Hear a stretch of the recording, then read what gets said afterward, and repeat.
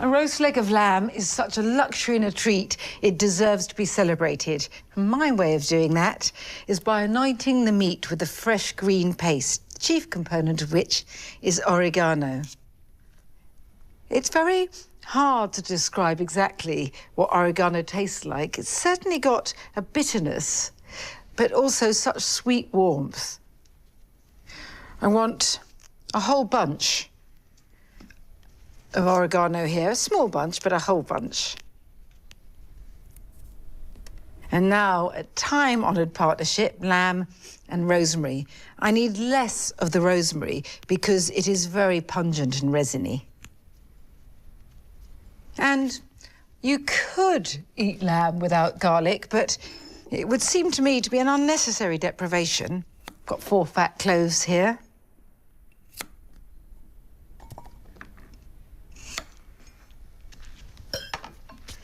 And meat without salt is an abomination not to be contemplated. Let's go for 2. I need oil, regular olive oil, to help turn this into a paste and moisturise the meat. And finally, from the Department of Zing and Uplift, an orange and a lemon. Zest of both.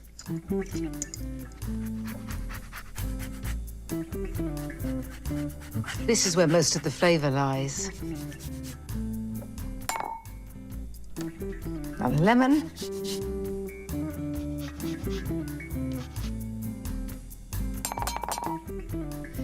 And I want some juice, not too much, but about 2 tablespoonfuls of each. And I'm ready to blitz.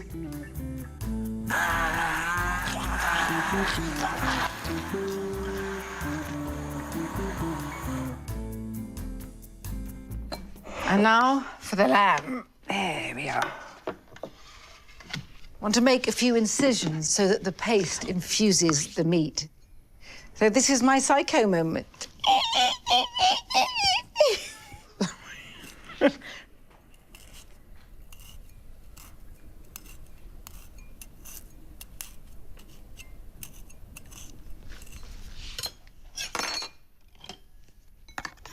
It's a very runny paste.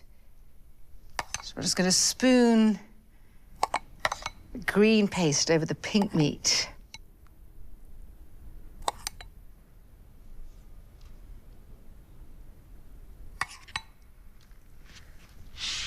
Give it a little bit of a massage to help the paste go into the meat. When it roasts, the greenness recedes, and what starts off really as a marinade ends up as a fresh-tasting crust. It's a soft crust and browned in parts. But for now, I'm just going to leave the lamb here to steep a little before I put it in the oven. I pour some just boiled water into the tin to come about ½ centimetre up, which keeps the meat lusciously tender and gives me gravy later. This goes into an oven at 180 degrees for around 1 hour and 40 minutes.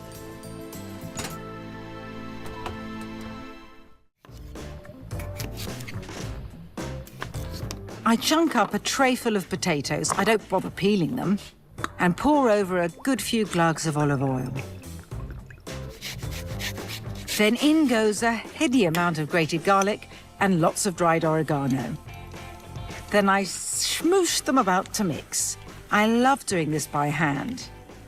I roast these in a 220-degree oven until they're crisp and golden. No deep frying involved, deep happiness achieved.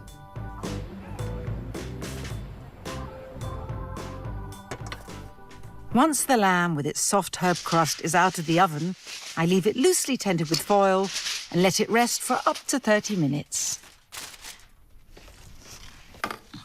Everything else is ready. I'm just going to finish off my Greco-Australian potatoes.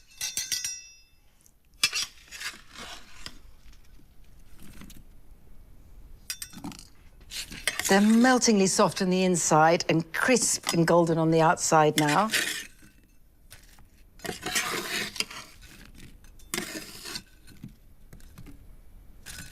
Can never have too many potatoes. So just like the chips I had in Melbourne, these potatoes are going to be sprinkled with feta. There is just something about the cool, smooth saltiness of the feta against the hot crispness of the potatoes. Now, I'm going to toss these because I want some of the bits of feta, the smaller bits particularly, to start melting slightly in the warmth.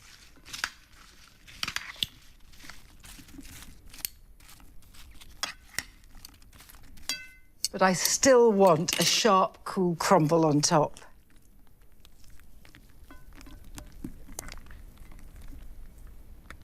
And I know I've already got the dried oregano in these, but I cannot resist a final, fragrant flourish of fresh oregano.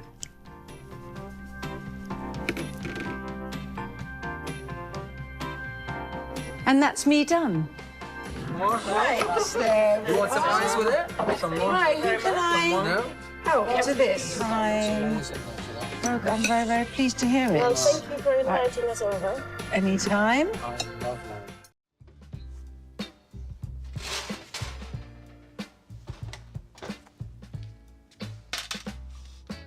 Whenever I have friends round, I just have to stop myself making this beef and aubergine fatteh.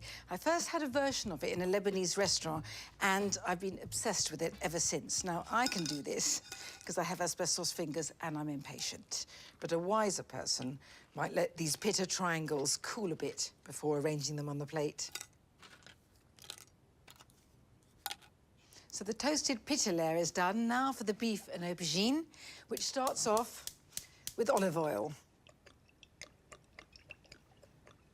Generous amount.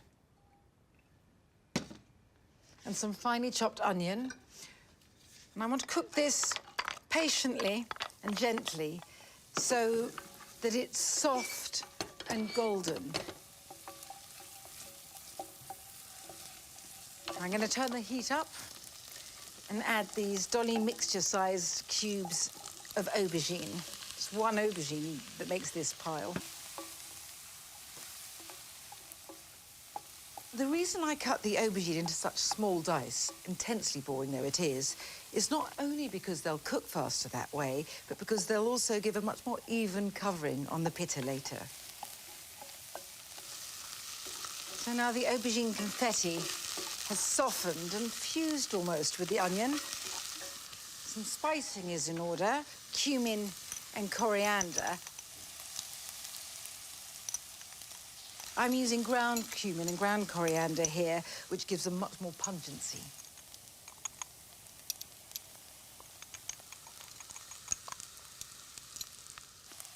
And now that glorious Aleppo pepper, so beautiful.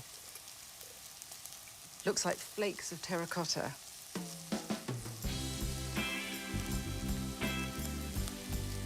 Generous amount of salt.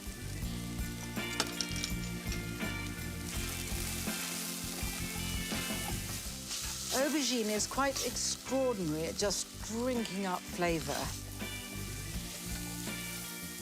So on top of these toastedly spiced aubergines, some minced beef.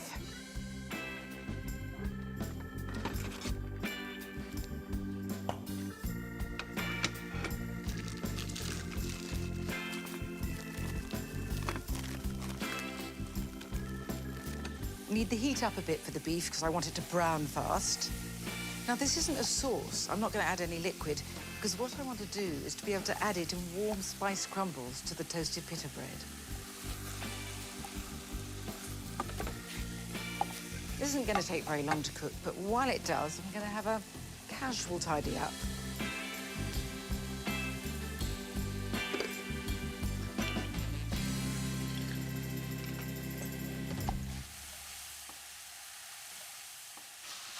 So the second layer is cooked, and I'm just going to leave it here, and I will get on with layer 3. For this, I need a small pan with a little bit of hot water at the bottom and my bain-marie helmet. And you know, calling it a sauce makes it sound so much more complicated than it is, because really, it's just a question of stirring together a lovely lot of Greek yogurt with some tahini. Now, the tahini, you've got to have at room temperature before you use it. Otherwise, you'll just break a spoon trying to get it out. quite a bit of this soft sesame paste. And a lot of lemon. A real citrus burst here. There's one decent-sized lemon. Quite a bit of salt.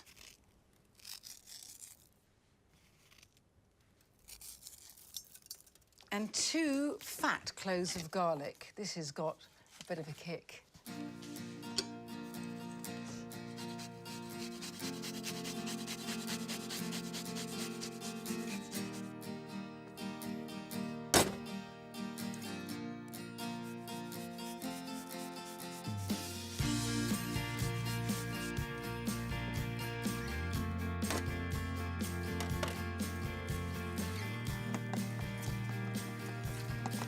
I'm going to turn the heat off now because the steam from the water underneath, as it is, will be enough to warm this mixture, which I want just above room temperature.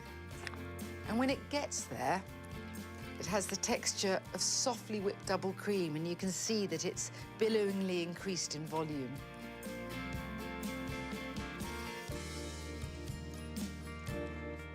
Perfect, it needs nothing else. So, now for the grand assembly. So first we mounded on the warm, spiced crumbles of beef and aubergine.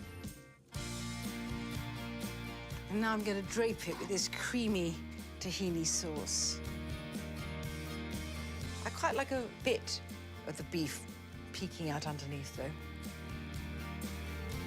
I want to sprinkle a bit of that Aleppo pepper I used earlier on top.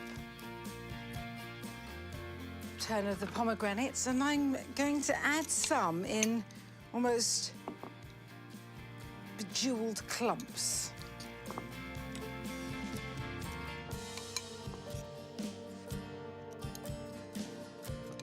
And now the toasted pine nuts.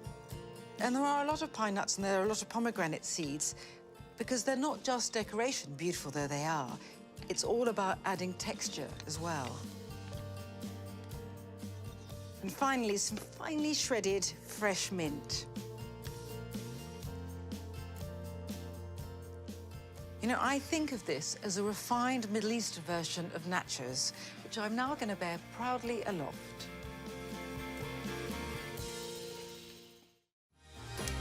A splosh of olive oil.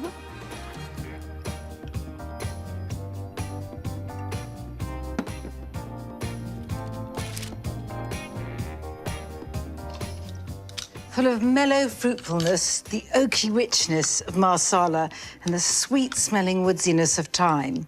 My chicken with red grapes manages that rare and wonderful thing, which is to be elegant and cosy at the same time, which makes it just right when the nights are drawing in. The chicken I'm using are supremes, and a supreme is the skin-on chicken breast with the peg bone still attached. And that bone makes the chicken so much juicier and gives a lot of flavour. I'm going to leave these here just for a short while to help the skin get a bit golden, and I'm going to get on with the sauce. It's not very labour-intensive. I've got some chicken stock there, and I'm adding some marsala, gloriously amber-coloured. And it's got an almost caramelly smokiness. And into that, I want some wine-tangy Dijon mustard.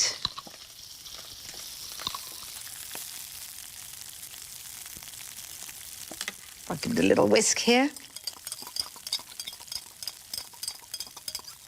And the chicken juices will add to this in the pan.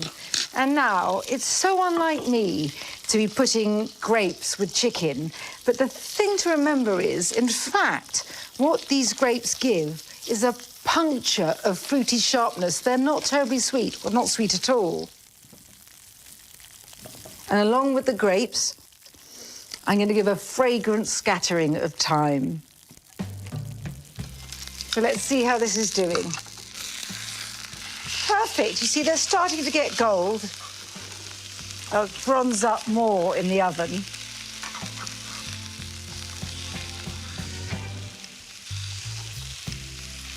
And now, these golden juices.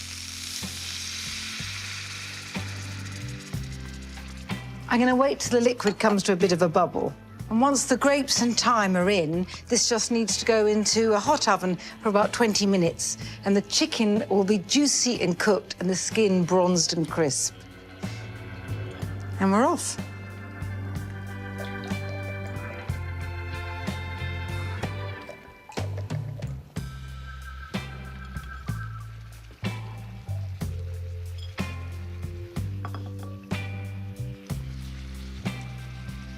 Hold some back to sprinkle on later, but such beautiful autumnal colours.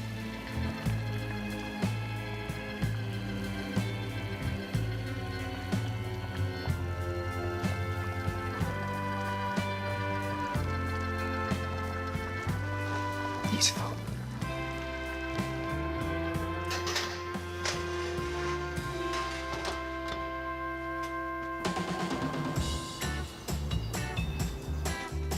Okay, mind your backs. Oh, kicking it out. Okay. Very good. Yes.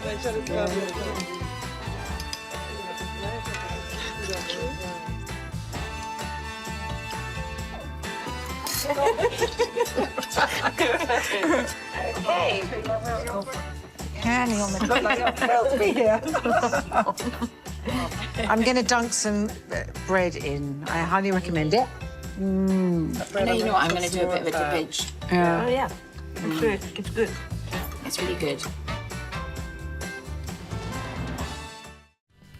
Now, my short ribs. For me, these sing so sweetly when imbued with Asian flavours. Now, Asia is a large continent, and there are rich pickings, and I take full advantage of that because I have a compulsion for buying ingredients from this part of the world, partly because they can look so beautiful. I mean, I love her. But also because I rely on them to provide such bold flavour. Now, it's going to start now. I could stay here, but I won't. This, my Chinese rice wine. We're all used to cooking with wine, in other words, grape wine, but you use rice wine in cooking, and it's like a revelation. The best way I have of describing this, I suppose, would be to say it's like dry sherry mixed with a little bit of brandy. So there's this warmth and depth. And I also want hoisin. Now, what hoisin brings is that most fashionable of tastes, umami, in other words, intense savouriness. But here, it's matched with an equally rich sweetness, so everything is balanced. And to complete this, we need just a sprinkling of dried chilies. There is a certain graphic beauty to these flintstone hunks of meat. And yes, they are striated and feathered with fat, but it's this fat that gives so much flavour. And there is also the crucial matter of the bones. There is an old English saying, the closer the bone, the sweeter the meat. So a goodly amount of hoisin.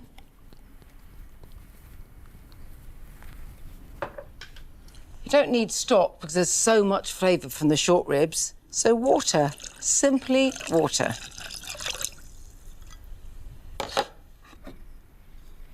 And some Chinese rice wine.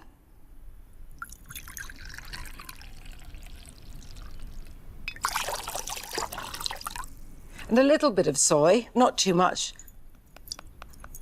Not a secret ingredient, but a fantastic one.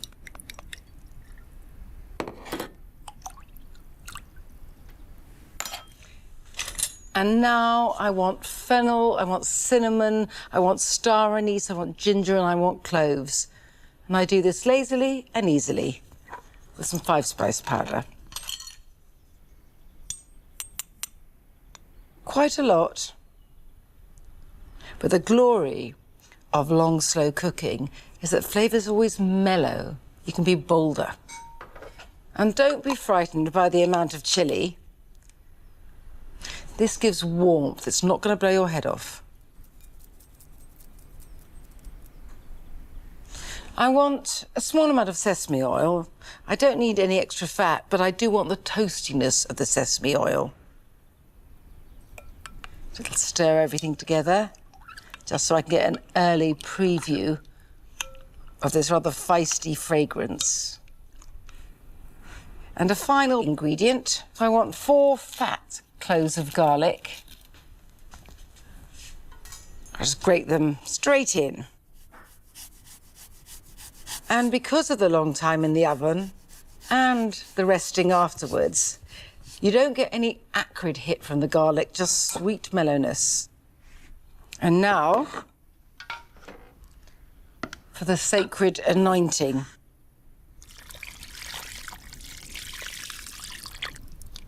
Brilliantly mixed.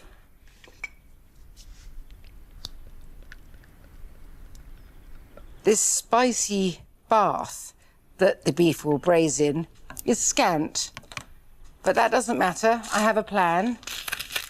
I'm making a little covering for it. Slightly lower roof that stops any of this from evaporating and keeps every bit of flavour in. And now, a lazy, long and slow braise in the oven, and deep pleasure awaits.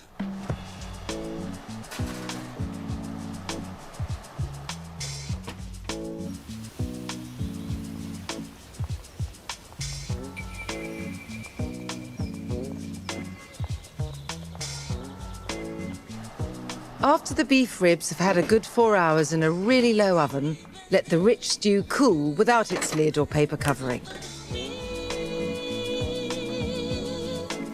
Are you ready? As soon as the ribs are cool enough to the touch, I put on my CSI gloves and tenderly remove the bone from each chunk.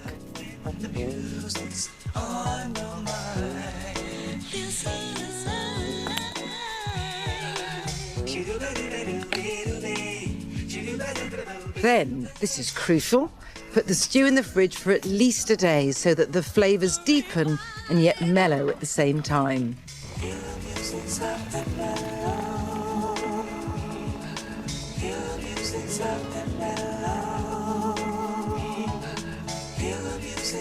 When you're ready to serve, lift out the now hard layer of fat that will have risen to the top. Again, I glove up for this, and it's a job I adore doing.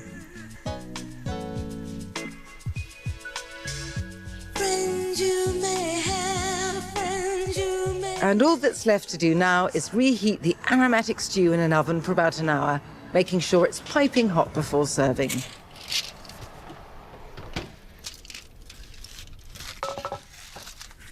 And now, the wonderful thing about my short ribs is that because they're cooked so gently and for such a long time, is that they are meltingly soft, but they still hold their shape. I think they need nothing more than a little sprinkle, some coriander. Its earthiness is the perfect partner here. And a few pinpricks of sweet heat with some chilli. And frankly, you know, I have been uncharacteristically patient. Took a long time to cook. My patience limit is reached, so I'm gonna treat myself to a bit now. What I like is a spritz of sharp lime on all that rich sweetness.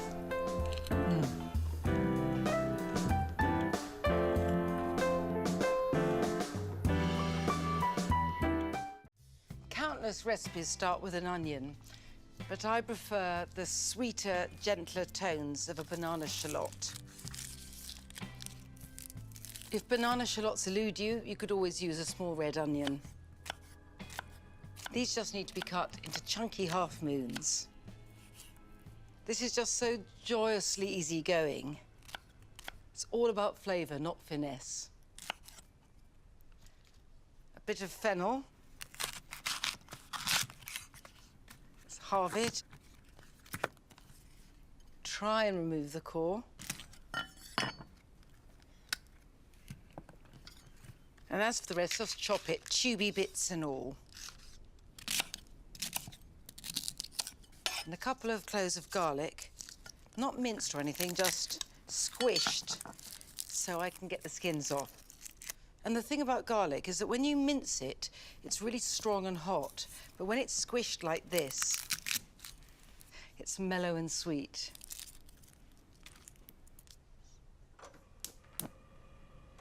I wouldn't normally cook with extra virgin olive oil, but because the temperature is so low throughout, it doesn't lose its fabulous flavour.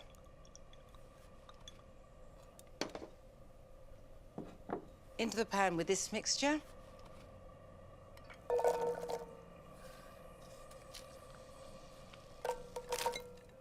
Oh, I love those colours. And here is the joy of this. The squid goes in just as it is, not chopped.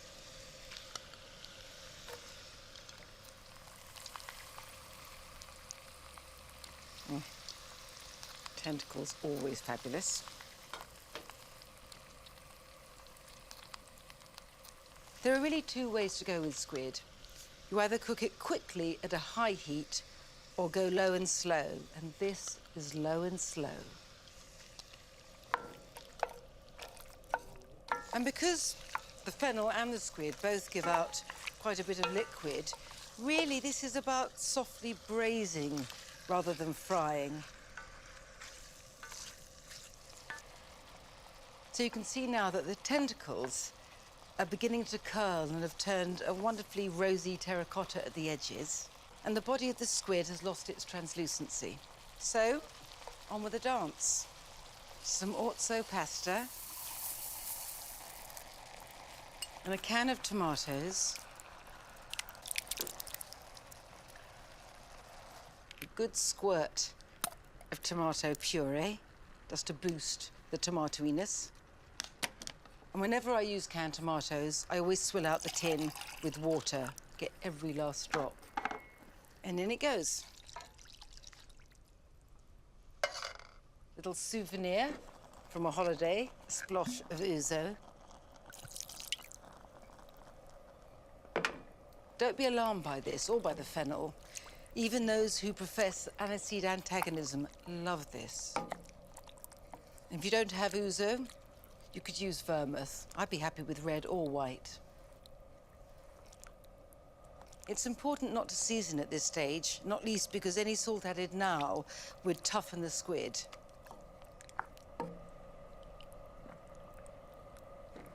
When this bubbles, I'm going to put it in a low oven for about an hour and 20 minutes, by which time the Orzo will have absorbed all the liquid and be quite sticky.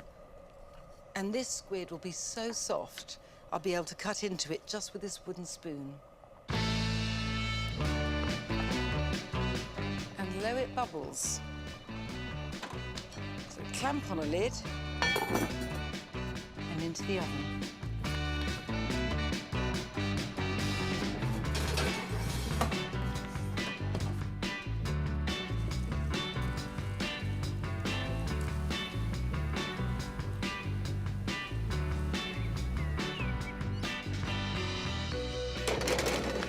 Moment of truth.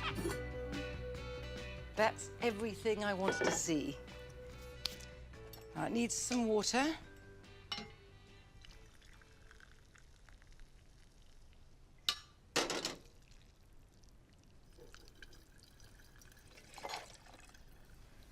Need to give it a good, gentle stir. And the important thing is to get all the sticky bits from the bottom. There's so much flavour in those bits. According to Terry Pratchett, burnt sticky bits were a food group. And since I didn't season before, it's time to go hardcore now, but let's taste. Needs quite a bit of salt.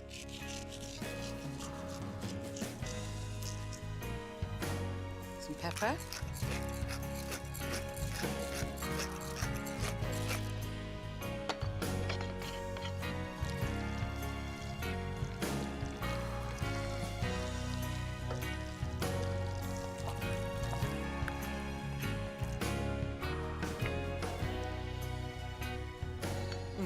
Perfect. I have to stop myself from eating it all now. Got a forest of dill, can have some more on the table when we eat. But for now, I'll stir this in and put it back in the oven just for 10 minutes with the lid off.